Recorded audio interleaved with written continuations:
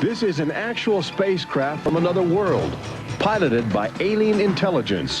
One sighting from tens of thousands made over the last 50 years on virtually every continent on the globe. Intelligent life from distant galaxies is now attempting to make open contact with the human race. And tonight, we'll show you the evidence.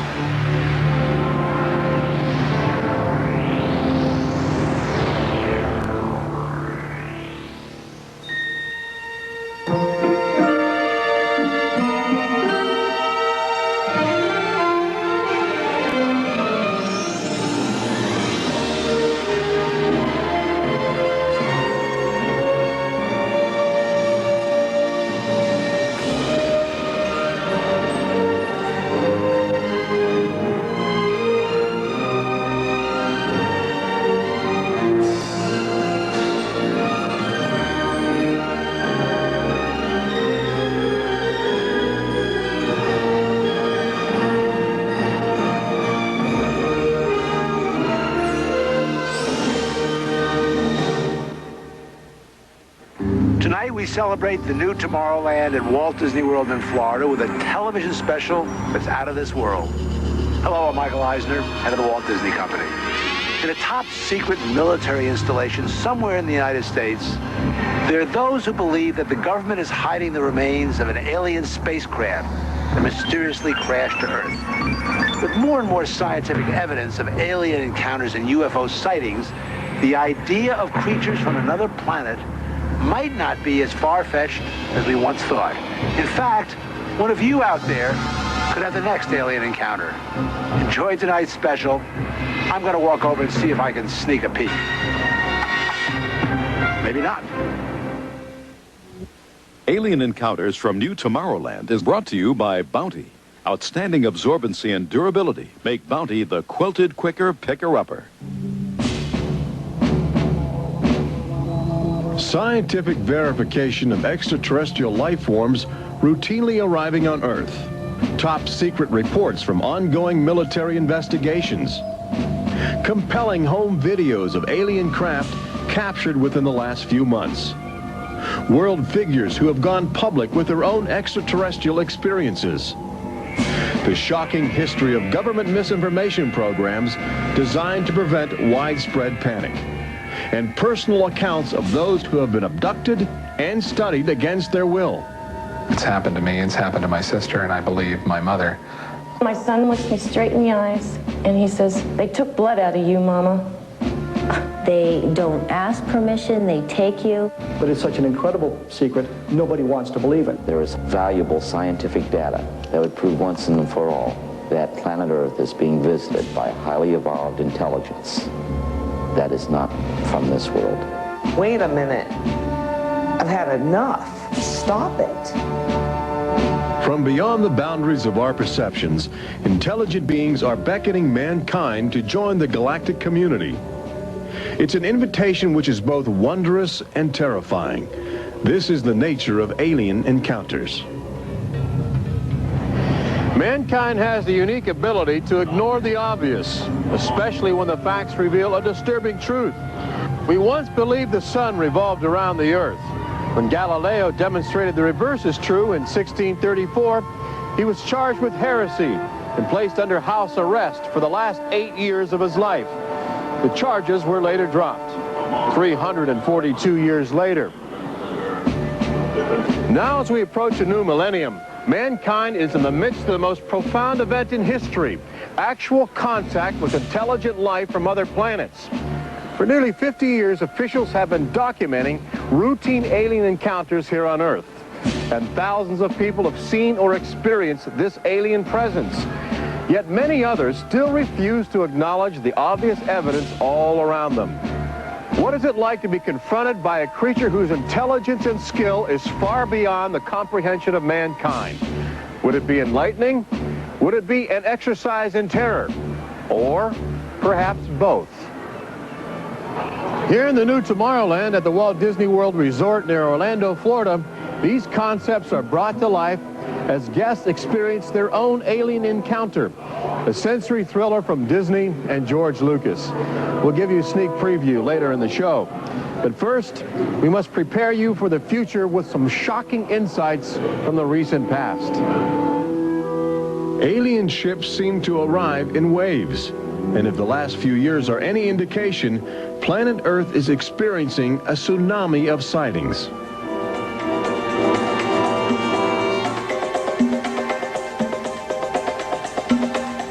Mexico City, 1992.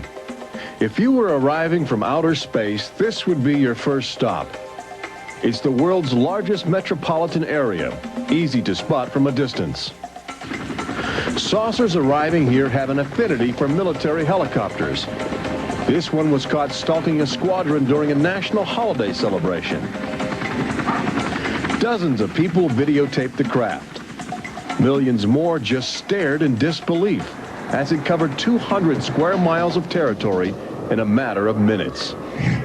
Canada, 1991. In a residential area just outside Ottawa, this alien ship was photographed landing in what appears to be a prearranged site. UFO investigators claim the structure of this craft reveals a technology previously undocumented.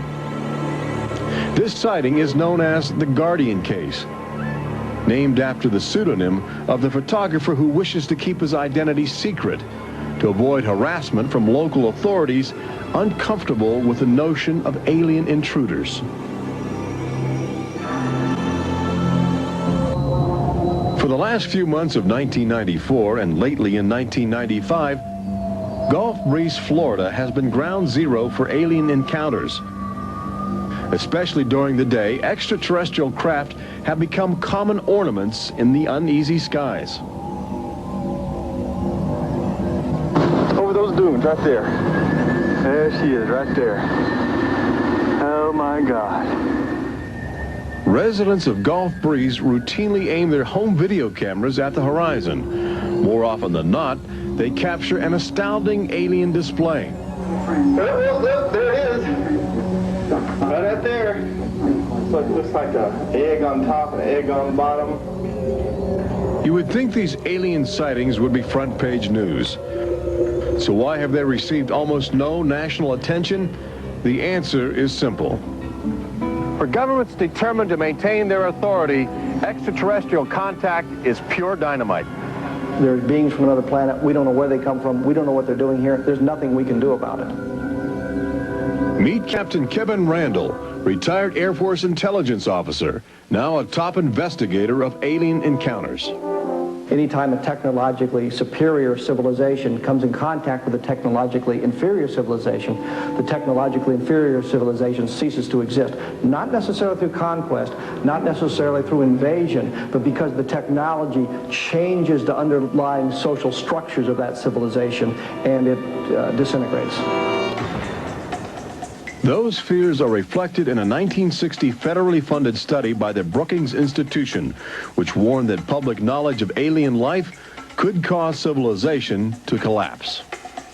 So they began a policy of covering up and hiding the information, but they also began a policy of ridiculing, so that people who really see something are afraid to come forward. This isn't right to do the ridicule. I mean, a lot of people suffer. Retired Army officer Clifford Stone certainly suffered after he began private research into the UFO phenomena while still in the service. Well, I was given a lawful order while I was in the military to back off. I refused that lawful order. That resulted in me having to go to be psychoanalyzed, which kind of backfired on my command. But I was actually given a lawful order not to write to members of Congress without first getting it approved through my command, and not to talk to members of the media. Of course, I went out and violated all those directives simply because I felt they had no right, that I had a right. He also has determination. This collection of classified government documents represents years of determined effort by Stone to open the UFO files and offer fresh leads to investigators on the trail of the truth.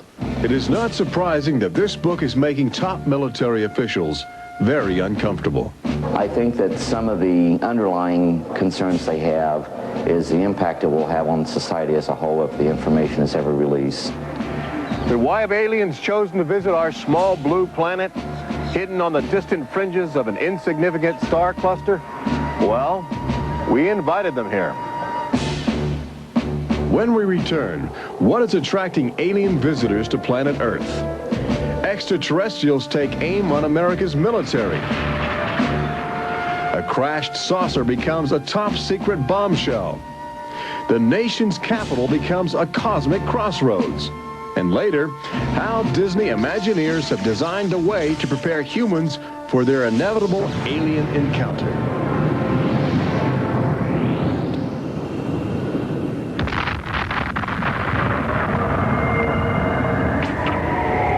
And I looked, and behold, a whirlwind came out of the north, and a fire enfolding itself, and a brightness was about it. Also out of the midst thereof came the likeness of 4 living creatures. And when the living creatures went, the wheels went by them. And when the living creatures were lifted up from the earth, the wheels were lifted up. For the spirit of the living creature was in the wheels. Ezekiel chapter 1. There have been reports of alien encounters throughout recorded history, often buried in the obscure poetry of mystics. But since the end of World War II, alien encounters have adopted a darker, more menacing demeanor. No longer just spirited lights dancing in the sky, UFOs turn more brazen, announcing themselves with surprising ferocity. Most alien activity on Earth in this century seems to have been sparked by the single most profound technological achievement in human history.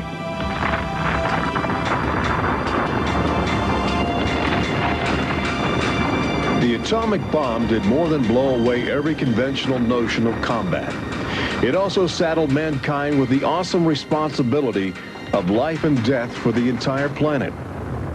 But what the world didn't know in 1945 was that the atomic bomb's brilliant burst of energy would also be mankind's cosmic calling card, announcing to the universe that a technological society had evolved on a small blue planet in the backwaters of the stars. So as the world celebrated the war's end in 1945, aliens who heard man's atomic trumpet were already charting their course towards Earth, responding to our open invitation. As early as 1947, the large alien ships began to arrive, navigated by living creatures. Their advanced physics allowed them to traverse the galaxy and pierce Earth's atmosphere with amazing speed. The U.S. military immediately went on the alert against the unknown menace. Sightings were perceived as threats to the security of an America still reeling from the edgy consciousness of war. And the sightings were taking place all across the country. I glanced up and there were 3 flying saucers in a V with what appeared to be a dome on the top with, I can't be sure, but I believe I saw the sun glinting off of windows or observation portholes of sort. I think it was from outer space, but friendly. Army fighter planes are on patrol for flying saucers. Cameras installed to photograph them.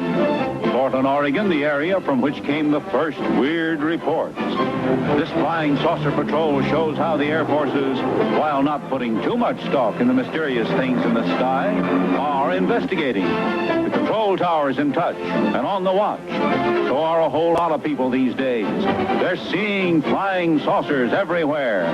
Flocks of fantastic discs flying through the air. But the military finally had to admit that something was happening that they didn't understand, offering their first and only public statement on the UFO phenomenon. The recent sightings are in no way connected with any secret development by any agency of the United States. They weren't always called flying saucers. Some reports claim they resembled other household objects. The public was fascinated and anxious to make contact. But our official response remained aggressive, sometimes sparking deadly games of high-speed, high-altitude cat and mouse. National Guard Captain Thomas Mantell played that game and quickly became a grisly statistic. His last words, as Mantell soared at an altitude of 20,000 feet, are a chilling commentary on the power of the alien ships. I'm closing in to take a look. It looks metallic and of tremendous size. It's going up now as fast as I am. That's 360 miles per hour. I'm going after it. Moments later, Captain Mantell's mission had ended. Occasionally, the tables were turned. More than one alien craft crashed and was recovered for secret U.S. military research. The most famous case took place in July of 1947, just outside the community of Roswell, New Mexico. Famous because local officials openly admitted they had retrieved an alien ship before their commanders instructed them to keep the story confidential. What you can't explain, they reasoned, you must deny. July of 1947, the Army Air Forces at Roswell announced we had captured a flying saucer. You can say our government announced in July of 1947 they had a flying saucer. 3 hours later, they announced, no, it's merely a weather balloon. The officers at Roswell made a mistake. But our government has come forward and said, yes, we had a flying saucer. Then they took it back. Any one of your viewers can go back to the newspapers on July 8th, July 9th of 1947, and just front page headline after headline that the government had captured a flying saucer. Don Schmidt from the Center for UFO Studies in Chicago is convinced that the Roswell case is the linchpin in America's ongoing alien cover-up. We have over 550 witnesses. They were there. They handled the debris. They saw the craft. They saw the bodies. They handled the crew members of that craft. And invariably, they all say, this was not from this earth. This is the actual site where the Roswell saucer was discovered, along with the bodies of 3 extraterrestrial missionaries who didn't survive the collision. The debris and the dead were impounded and taken away for top-secret study, while a classified investigative committee called the Majestic 12 was organized by President Truman. And a government cover-up was initiated with a calculated disinformation campaign. The military, I know for a fact, has established what's called disinformation programs, officially sanctioned deception programs. This is covered by a regulation at Department of Defense level that's secret. This is the case with the unidentified flying objects. I cannot say that the Roswell incident was a cover-up, but I can certainly say that the government back then and today acted like it was a cover-up and has been subject to being accused of a cover-up. The flying saucer debris at Roswell was attributed to a downed weather balloon. There was no explanation for the alien body parts among the wreckage. Before long, other sightings were dismissed as optical illusions caused by electrified swamp gas, with elaborate demonstrations staged for newsreel cameras to back up the claim.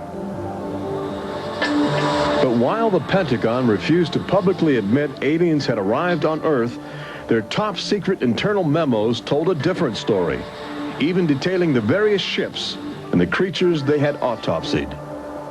Meanwhile, the American people fell in love with flying saucers, sensing something playful in their alien design. Before long, even the military seemed to fall under the trance of the UFOs. Government inventors began to mimic what they were seeing in the sky, in a strategy to stumble upon the secrets of advanced alien technology.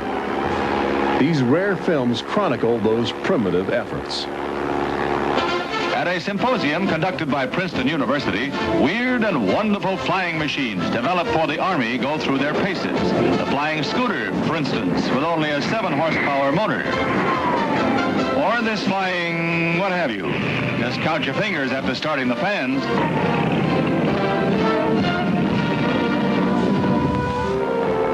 The naive attempts to copy the saucers began to look foolish, especially in July of 1952, when real alien ships were routinely buzzing over Washington, D.C., leading fighter pilots on frustrated chases lasting as long as 6 hours.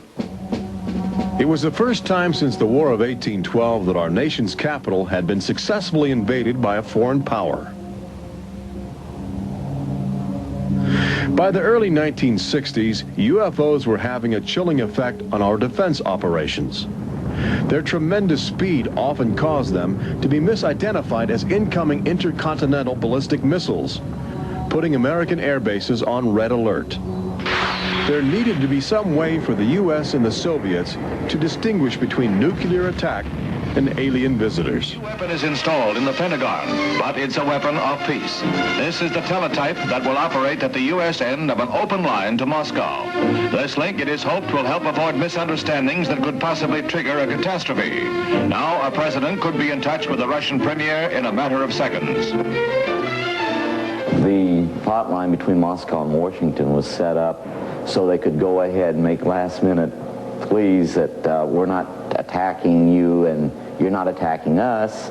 The purpose for this was to ensure that a nuclear war would not be touched off by a UFO appearing on the scopes and being mistaken for enemy aircraft.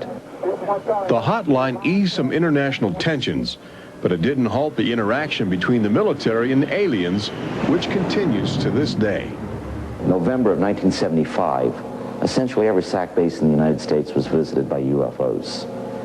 We have reason to believe that the UFOs went ahead and had some effect on changing the codes within the missiles, within the launch control facility, to change where the missiles would hit.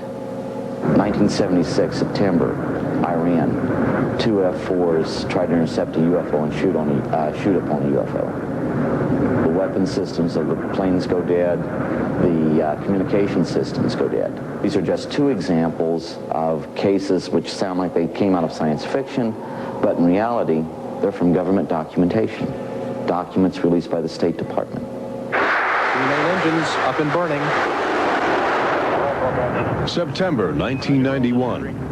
Space Shuttle Mission 48. Commander Clayton and his crew point their cameras at the planet's horizon for a live broadcast to Earth. Many viewers noticed an alien ship playfully cavorting around the shuttle at tremendous speeds.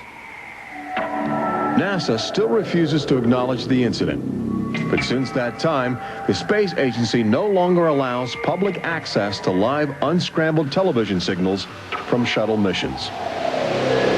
Currently in 1995, the Federal Emergency Management Agency trains personnel with a manual that suggests techniques in communicating with extraterrestrials encountered in the line of duty.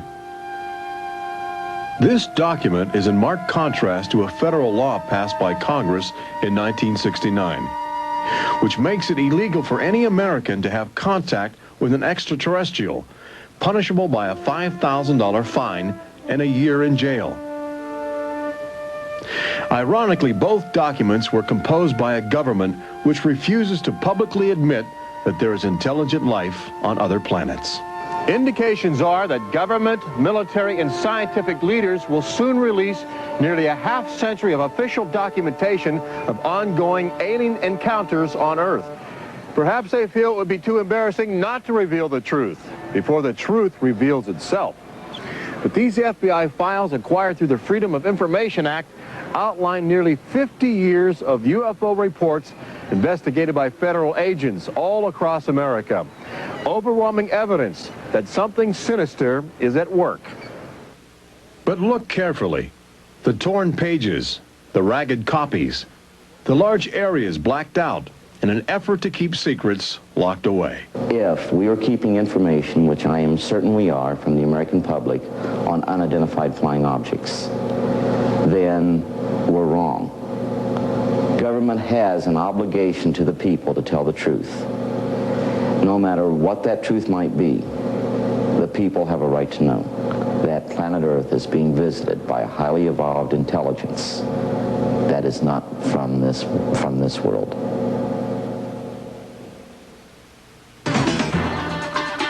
When we return, meet the people who have already experienced disturbing contact with creatures from another world. They don't ask permission, they take you. See how government is monitoring mutant life forms which have already staked their claim on planet Earth. And join Robert Urich on the fringes of the future in Walt Disney World's Magic Kingdom as Disney Imagineers prepare the public for their inevitable alien encounter. encounters from New Tomorrowland.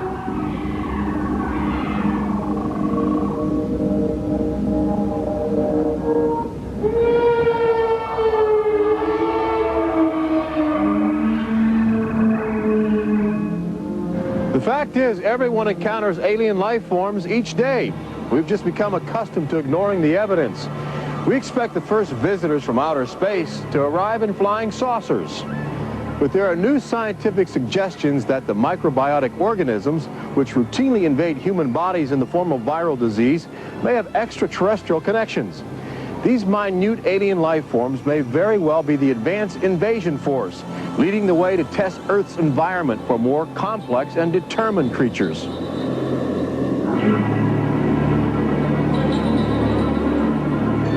The idea is not new. Arrhenius, a Swedish chemist who died in 1927, first proposed the theory of transfermia, the notion that life is universally dispersed, possibly carried by cosmic winds across the vast expanse of the galaxy in the form of viral spores. Uncovering this mutating alien life is an ongoing government project carried out by scientific teams at NASA. They begin by collecting meteors which have landed on the barren landscape of Antarctica. Here, low temperatures preserve the alien life clinging to 4-billion-year-old cosmic debris. In a specially sealed clean room at the Johnson Space Center, these crude interstellar spaceships are carefully dissected to extract the biotic matter inside. Amino acids, a kaleidoscope of organic compounds, and the chemical catalysts of life are analyzed with sophisticated gas chromatographs and mass spectrometers. Life is plentiful in the universe and eerily tenacious. Lately, scientists have found extraordinary numbers of unknown organisms which have gained a biological foothold where we once thought survival would be impossible. They grow in deadly ammonia gas. They are resistant to ultraviolet radiation. They thrive inside the radioactive cooling systems of nuclear power plants. And they can even survive the vacuum of space, reanimating themselves when air and water become available. Riding inside the stone cocoon of a meteor, life can travel virtually anywhere, and a good deal of it lands on planet Earth. But just as we explore the genetic package of alien life, visitors from space are routinely examining human specimens, abducting men, women, and children in order to conduct disturbing biological experiments. Very, very few people who've had the experience are willing to talk about it publicly. There is such a kind of ridicule factor. Bud Hopkins, researcher and author of the best-selling book Intruders, is America's leading investigator into the alien abduction phenomenon, and largely responsible for bringing the astonishing situation to the nation's attention. The most important thing about this, I think, in studying it, is to realize that there are very distinct patterns. This is not just a box full of crazy experiences which are mutually contradictory. The patterns start this way. People are abducted first in childhood. When I go back into my memory, I don't know a day without them. And they are then re-abducted over many, many, many years. When I saw this light on the freeway, my first reaction was, oh my God, not again. I grabbed the side of my bed like, no, you're not gonna get away with this. You're not gonna get away with it this time. Then I feel lifted off of the bed, and the next thing that I remember is being on a table or a bench and these beings surrounding me. Samples are taken from the skin, and there are very distinct scars that result from these biopsies, whatever we want to call them. I have a scar on my hand. It seems to be a triangle shape that's a half an inch by half an inch if you were to measure it. They were just red and blistery and kind of in a large equilateral triangle on each foot. The basic, most common mark is what we call a scoop mark. It's a circular depression, as if the aliens have used a little tool and removed a layer of cells. On my upper left inner thigh, I have two marks. There's a series of two. They're about 1/8 of an inch deep and about 1/4 inch in diameter that people call scoop marks, for lack of a better term. Often an object is inserted in the nostril or behind the eyeball or in the ear, which we believe to be implants. On my shin, between my ankle and my knee, were 2 puncture marks. In fact, I hesitate to call them that because they were larger and deeper. They were like 2 holes drilled vertically along my shin into my leg. And that frightened me deeply because I have no idea how those got there. I could only speculate as to why they were doing that, although I do know that, bone marrow contains genetic material, I mean blood. They're interested in who you are genetically.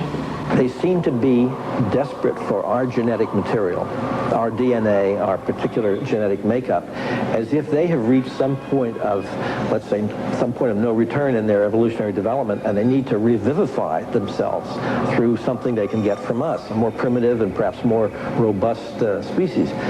People generally describe one particular type of figure as the basic alien type, which is a small figure, 3.5 to 4.5 feet tall, huge head, huge black eyes, hairless, grayish-white skin, just a tiny slit for a mouth that doesn't move, and so forth.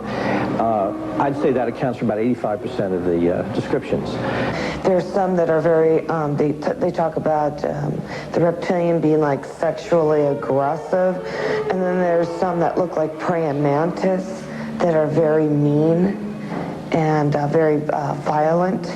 It is a violation of your body. It's a violation of your space.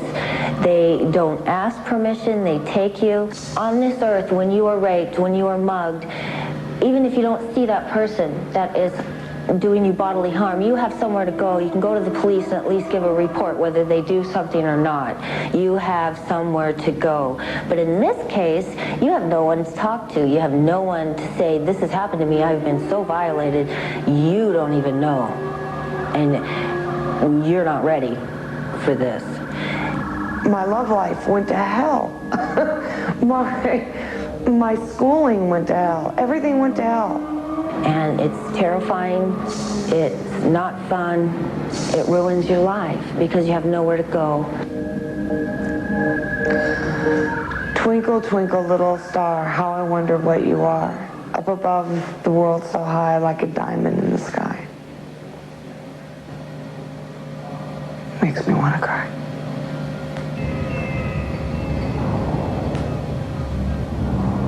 Part of the trauma involved in this is our government telling us that these objects don't exist. And I seem, and other members of my family, and other people seem to have these experiences.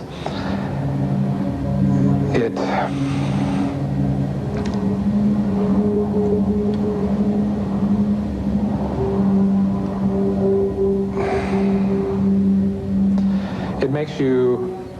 makes you doubt your sanity. The range of people who have had abductions around the world, because it is a global phenomenon, is just, it's a total range. I've worked with people who are of Oriental backgrounds, African-American background, Hispanics. I've worked with one NASA scientist, a research scientist, who is an abductee, a police lieutenant from the South, doctors, lawyers. I mean, I've had, incidentally, 7 psychiatrists come to me because of their own personal abduction experiences. The phenomenon affects people from all walks of life. And it has a dramatic effect on families. Debbie and Terry know firsthand. Both are ongoing abductees with deep concerns about the chilling connections between aliens and their children. I thought this was mental illness. Then my son started speaking about little airmen coming into his room and taking us up, and there was even one point where he said, "They took blood out of you, Mama." He wanted guarding all the time. He wouldn't go to bed at night unless I slept with him. He was angry. And the other thing is he started setting traps. One night my husband came home from work and there's these little colored stones all over the garage. And Dale, my husband, said, "What is this for?" And he says, "Well, this is when the airmen come, they slip and fall on their butts." The interesting thing about children is a sort of innocence about their perceptions. I will present these cards of different heads, and there's Santa Claus, Batman, policeman, a clown, Ninja Turtle, an alien. What we do is to see how the child responds when we get to the alien face, and it can be extremely moving because I've seen children just collapse when they see the drawing of the alien, crying, hugging their fathers or their mothers in terror. Well, she was 4 years old, and she was past bedwetting and all of that behavior. She was beyond that, and she'd never wet her bed. And when we moved to Banning, she started having nightmares every night and wetting her bed. And a couple of weeks ago, she had a bunch of scratches on her face, and she didn't have them when she went to bed. I said, what happened? And it was funny. The only thing I could get out of her was that she asked me, do aliens hurt you? And I went, what? And a woman told me, for instance, that her little girl, when she was first able to talk, would tell her about these nightmares of what she called the bugs coming in the room. And they were big bugs with big eyes. And again, there were some physical marks, all the surrounding evidence suggesting abductions. At one point, the mother, a few years later, was getting out of the car with her daughter at a shopping mall, and the Goodyear blimp was coming over. And the little child said, Mommy, look, don't you remember when you and I were up in that thing with the bugs? The last time I had a session, in that session I actually saw Lexi being escorted by two small grays. And it was very upsetting to me. I could not handle the fact that my daughter was being subjected to something that I had no control over. And when I think you have no control over something, that you're so helpless, it's like your child's drowning or something, and you can't save them. I feel like I'm going to go crazy because there isn't anything I could do for my son. I know. One of the most interesting things, too, from a child's point of view, has to do with the fact that communication is telepathic. One little boy drew on some drawings he'd made for me of the aliens. He put on the side of the head, each alien head, a gigantic ear, just one. And his mother said, what's that? And he said, well, Mommy, I know they don't have ears, but I put that there because, you know, they can hear everything you're thinking. When we return, Robert Urich takes you to the new Tomorrowland in Walt Disney World's Magic Kingdom, where Disney Imagineers are creating extra terror, estrial excitement, preparing the public for cosmic contact with a virtual alien encounter.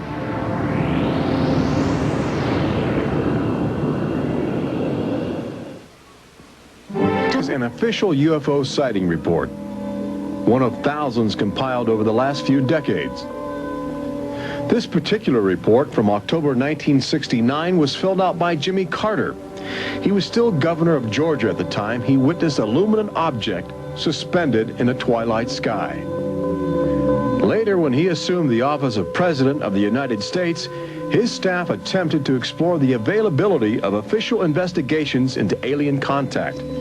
As this internal government memo illustrates, there are some security secrets outside the jurisdiction of the White House. We investigated lights in the sky for over 20 years. We didn't get anywhere. We have over 100,000 cases from over 160 countries in our files at the Center for UFO Studies in Chicago. When you actually take the time to look at the official record, look at the actual declassified, disclosed documents on the phenomena, and I'll guarantee you'll walk away saying, why weren't we told about this? And why were we told something else altogether? We've all been indoctrinated to have this knee-jerk response just to that term, UFO. We have to ask ourselves, who started it? And isn't it about time we go out and find out for ourselves? Every year, NASA routinely propels about 24 astronauts into a low Earth orbit aboard the space shuttle, a loud, lumbering, somewhat primitive rocket ship.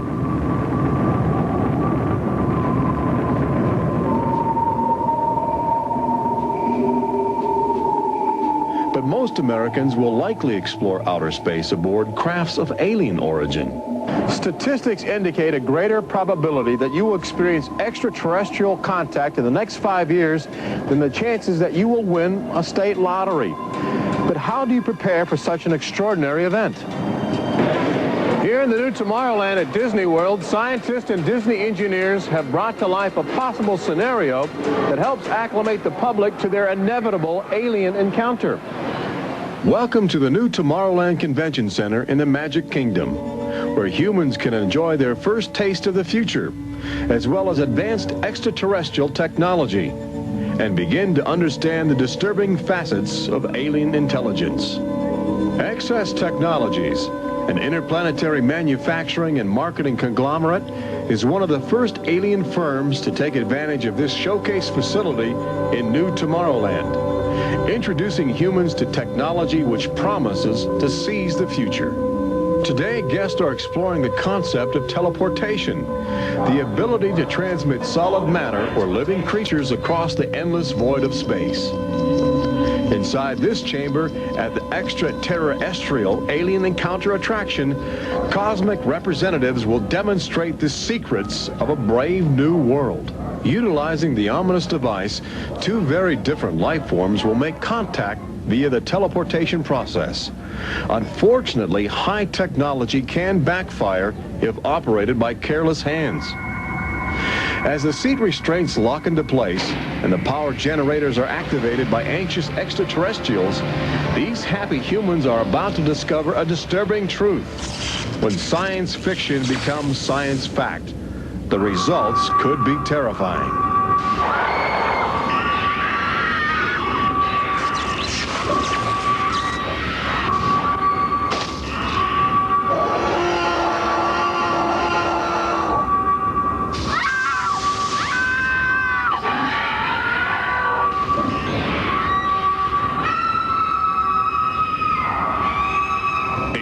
Encounter opens at Walt Disney World summer 1995.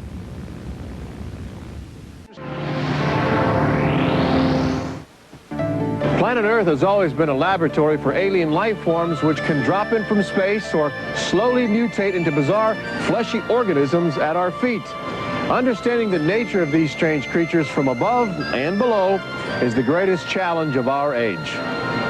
We now know that our future, indeed the future of Earth itself, rests in the balance of the solid and the ethereal, of common sense and the irrational, in our relationship with alien life as grotesque as a fungus or as glorious as the heavens.